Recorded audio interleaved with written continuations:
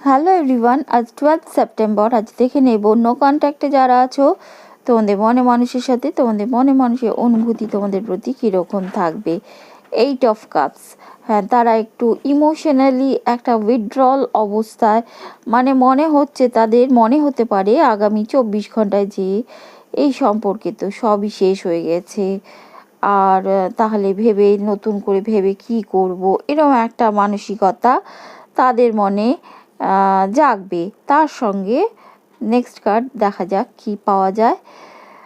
8 of pentacles, সেই সঙ্গে কিন্তু একটা পজিটিভ থিঙ্কিংও তাদের মনে কিন্তু জাগবে।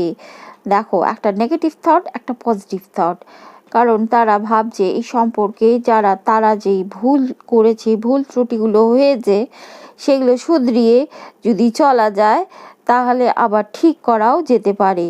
2 অফ সোর্ডস, হ্যাঁ, একটা ডাবল থিঙ্কিং তাদের মধ্যে